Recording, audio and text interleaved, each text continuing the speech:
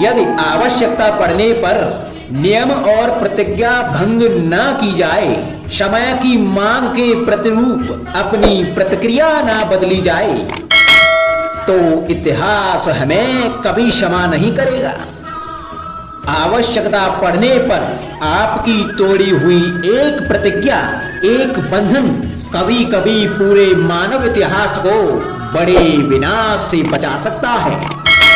इसलिए नियम, प्रतिज्ञा, वचन कुछ नहीं, कुछ है तो केवल समय, अर्थात जिसके अनुरूप चलने वाला ही सफल हो सकता है। क्या कर रहा हूं मैं? दर्पण में देख रहा हूं। आप लोग भी प्रतिदिन देखते होंगे, परंतु प्रतिदिन अपना मुख देखने के बाद भी उस पर लिखी बड़ी सीख देखना भूल जाते हैं। तो आप कहेंगे कैसी सीख? तो जाइए फिर से दर्पण के सामने जाइए और दर्पण में अपना मुख खोलकर देखिए, क्या दिखेगा? दंत पंक्ति और जीवा है ना? तो आप विचार करके देखिए, दंत जन्म के पश्चात आते हैं। एक बार नहीं, दो दो बार आते हैं, परंतु मृत्यु से पहले नष्ट हो जाते हैं।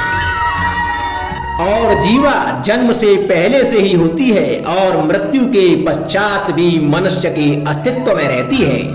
अर्थात दंत कठोर होते हैं और जीवा कोमल लचीली, परंतु दंत नष्ट हो जाते हैं, जीवा नहीं। यही रहस्य है। हड्डी और कठोर लोग शीघ्र नष्ट होते हैं, कोमल और लचीले लोग स्वयं को परिस्थिति के अनुसार ढालने में सक्षम होते हैं। यही मात्र एक कारण है। हड्डी और कठोर लोगों की तुलना में कोमल और सरल स्वभाव वाले व्यक्ति का जीवन सरल हो जाता है। संबंध एक सहारा होता है जीवन का, और संबंधी वो होते हैं जिनसे आवश्यकता पड़ने पर सहायता मांगी जा सके, जिन पर विश्वास किया जा सके कि बुरे समय में वो हमारे काम आएंगे। कभी ऐसा भी हुआ होगा कि आपके पास कोई सहायता मांगने के लिए आया होगा, या ऐसा भी हो सकता है कि आप किसी के पास सहायता मांगने के लिए गए हों, परंतु प्रश्न यह उठता है कि किसी के मंतव्य में उसकी सहायता इसलिए कर देनी चाहिए क्योंकि वो आपका संबंधी है। अब आप कहेंगे कि ये कैसा प्रश्न हुआ? तनिक सोचिए, एक अस्त्र बनाने वाला जब अस्त्र बनाता है तो ये अस्त्र किसको देना है, ये अधिकार उसी के पास होता है। वो चाहे तो ये अस्त्र किसी को भी दे सकता है, वो एक सैनिक को भी दे सकता है या एक डाकू को भी, और यही अस्त्र दो भिन्न काम कर सकते हैं। यदि डाकू के हाथ में आ गए तो वह इनका भय दिखाकर लोगों को लूटेगा, निरपराधों का रक्त बहाएगा, अर्थात सहायता करने वाले की भी अवस्था कुछ ऐसी ही होती है। इसलिए किसी की सहायता करने से पूर्व ये विचार कर लेना आवश्यक है कि किसे क्या, कब और कितनी सहायता देनी चाहिए कि उसका दुरुपयोग ना हो। यदि आपकी सहायता से कोई अधर्म हुआ तो उसके उत्तरदायी आप ही होंगे। जीवन में कई बार ऐसे अवसर भी आते हैं कि आप लोगों से मिलने जाते हैं और उनसे कुछ आकांक्षाएं भी रखते हैं, और कई बार जीवन में ऐसे अवसर भी आते हैं कि लोग आपसे मिलने आते हैं। इसलिए अतिथियों का सम्मान करने से पूर्व सदा कुछ बातों को स्मरण रखना आवश्यक होता है। यदि कोई आपसे मिलने आ सकता है तो उसके 3 कारण हो सकते हैं। पहला कारण होता है भाव, दूसरा अभाव और तीसरा प्रभाव। तो जैसा अतिथि उसको वैसा ही सम्मान दें। यदि आपके पास कोई भाव से आया तो उसे केवल आपका प्रेम चाहिए, आपका सानिध्य चाहिए, और यदि कोई अभाव में आया तो उसकी उतनी सहायता अवश्य करें कि जितनी आप करने में सक्षम हो, परंतु उतनी भी ना करें कि वो आपकी सहायता का दुरुपयोग कर बैठे। और यदि कोई प्रभाव में आया तो स्वयं पर अभिमान ना करें, क्योंकि जीवन में कभी ना कभी आप भी भाव अभाव प्रभाव के चक्रव्यूह में फंस सकते हैं।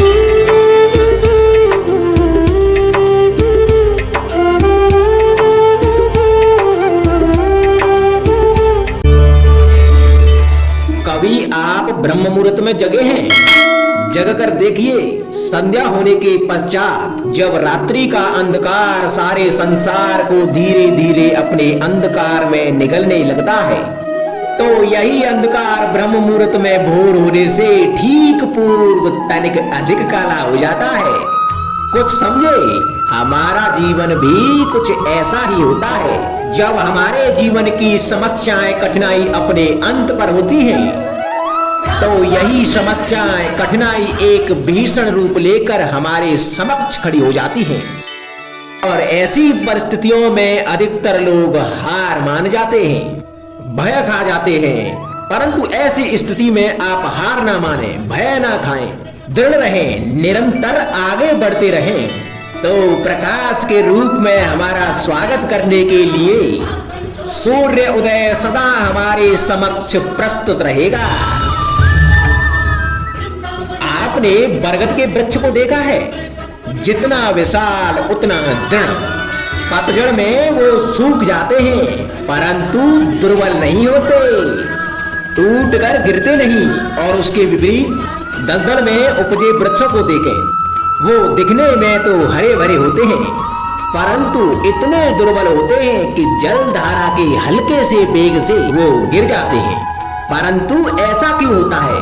इसका कारण है जड़ें। जिसकी जड़ें दृढ़ भूमि में है वो हर चक्रवात, हर अफवाह को सह लेता है। जो दलदल में है वो स्वयं की जड़ों को दुर्बल बना लेता है। कुछ ऐसा ही मनुष्य भी होता है जो अधर्म, कुकर्म, असत्य की धरा पर उपजा है। वो कठिन समय की एक मार भी नहीं सह पाता। और जो मनुष्य सत्य और धर्म की धरा पर उपजा है वो हर समस्या से जूझ कर आगे निकल जाता है और सफल हो जाता है। अब आप पर निर्भर करता है कि आप क्या बनना चाहते हैं। हमारे जीवन में मित्र और शत्रु बड़ा ही महत्व रखते हैं। यदि गंभीरता से सोचा जाए तो ऐसा कोई क्षण नहीं जब हम अपने मित्रों के बारे में ना सोचते हों या फिर शत्रुओं के बारे में। हमारा हर कार्य या तो हमारे मित्रों के हित के लिए होता है या फिर हमारे शत्रुओं के अहित के लिए। हम हर स्थान या तो अपने मित्रों के साथ होते हैं या फिर अपने शत्रुओं के साथ। कोई नहीं चाहता कि उनका शत्रु प्रसन्न रहे।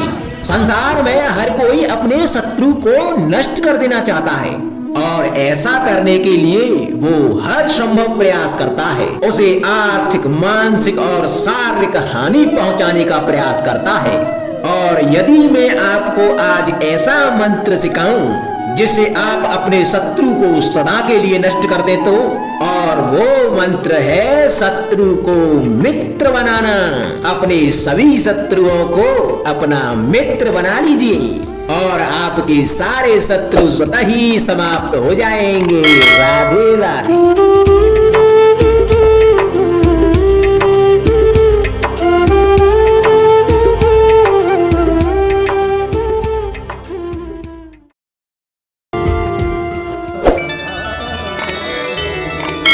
संगति या साथ, मित्र और साथी मनुष्य के व्यक्तित्व के लिए सबसे महत्वपूर्ण होते हैं।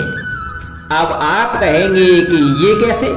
मनुष्य अवश्य अपने व्यक्तित्व के लिए उत्तरदायी होता है परंतु मनुष्य संगति में ना चाहते हुए भी उसका व्यक्तित्व संगत की भांति हो जाता है। इन पात्रों को देख रहे हैं आप? मध्य में जल रखा है, इसमें दूध और इसमें मलिन कीचड़ रखा है। यदि मैं इस जल को दूध में मिलाता हूं तो यह जल दूध बन जाता है और यदि इसी जल को इस मलिन कीचड़ में मिलाता हूं तो यह जल या मलिन कीचड़ में परिवर्तित हो जाता है। हाँ, ऐसी कोई युक्ति नहीं कि जल बिना घुले मिले दूध या कीचड़ में अपना अस्तित्व बनाए रखे या इनसे अलग बना रहे। और ठीक ऐसा ही मनुष्य के जीवन में भी होता है कि यदि एक गुणहीन व्यक्ति गुणवानों की संगत में बैठे तो उसे भी गुणवान समझा जाता है, सम्मान का पात्र समझा जाता है। और यदि एक गुणवान व्यक्ति गुणहीनों की संगत में बैठे तो उसे भी तिरस्कार मिलता है। इसलिए अपने जीवन में संगति सोच समझकर सावधानी से चुनिएगा। कभी खेत में किसी किसान को खेती करते देखा है? वो उसे सींचता है, जोतता है, पशु पंछियों से खेत की फसल की रक्षा करता है, परंतु एक बात का वो सबसे विशेष ध्यान रखता है कि कहीं खेत में खरपतवार न उग जाए, क्योंकि एक खरपतवार का लान खेत की सारी फसल को नष्ट कर सकता है। ठीक उसी प्रकार यदि वंश की कोई संतान खोटी निकल जाती है तो वह समूचे वंश का सर्वनाश कर देती है। इसीलिए संतान के लालन पालन में ध्यान देना आवश्यक होता है, क्योंकि संतान वो फसल होती है जो वंश की आने वाली पीढ़ी को महान बना सकती है या फिर वंश का पतन भी कर सकती है। मनुष्य के जीवन में संतान का बहुत महत्व है।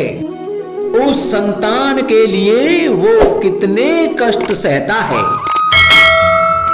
उसे पालता है, पोसता है, और यदि यही संतान उसके संताप का कारण बन जाए तो क्या ये उसका दोष है? अधिकतर ये दोष हमारे लालन पालन का होता है। बचपन में बालक के हट को मानकर हमें आनंद की अनुभूति अवश्य होती है, परंतु धीरे धीरे अपने बालक के हट को मानकर उसके हट के दास हो जाते हैं। एक हड्डी उद्दंड और असंस्कारी संतान उस सूखे वृक्ष के समान होती है कि यदि उसमें आग लग जाए तो वो सारे वन को भस्म कर डालती है।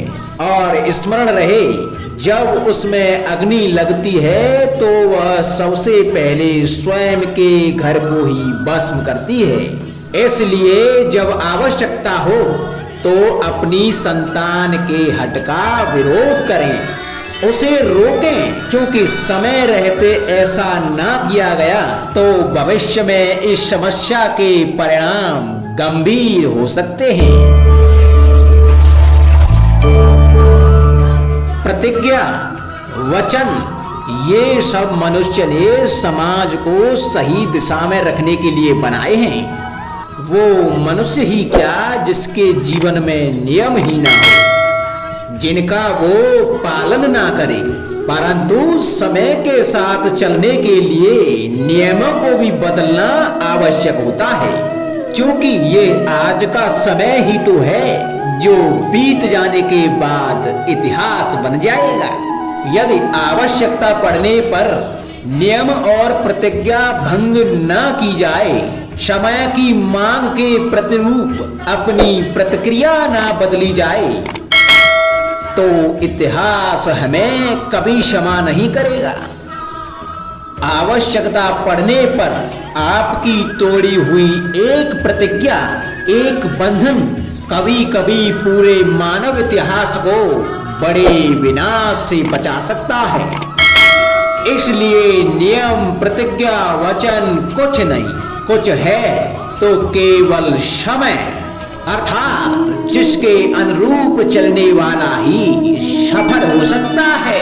कभी किसी पंछी को घोंसले की नींव बनाते देखा है? अथक परिश्रम करके तिनका तिनका बिटोर के वो पंछी अपना घर बनाता है, अपनी संतान के लिए एक सुरक्षित घर बनाता है। और कहीं से तीव्र आंधी आती है, बारिश आती है और उसका घर तिनका तिनका करके बिखर जाता है। फिर वो पंछी रोता नहीं, ना ही विलाप करता है, वो बिना विलंब करे फिर से अपना घोंसला बनाना प्रारंभ कर देता है और सफलता पाता है। फिर हम क्यों छोटी छोटी असफलता से भयभीत होकर परिश्रम करना छोड़ देते हैं? एक बात सदा स्मरण रखना, हर वृक्ष कुल्हाड़ी की एक मार से नीचे नहीं गिरता। हर चट्टान घन के एक प्रहार से नहीं टूटती। सफलता पाने के लिए अनावृत परिश्रम करना मात्र एक मार्ग है। स्वीकरण, सत्य का स्वीकरण मनुष्य के लिए बहुत ही महत्वपूर्ण है। जब तक मनुष्य सत्य को स्वीकार नहीं करता, तब तक उसे असत्य से लड़ने की शक्ति प्राप्त नहीं होती। जब आप भोजन करते हैं तो क्या होता है? आपका पेट स्वीकारता है कि वो भर चुका है और आप भोजन करना बंद कर देते हैं। जब आपको निद्रा आती है तो क्या होता है? आपका मन स्वीकारता है कि आपका शरीर थक चुका है और उसे विश्राम की आवश्यकता है।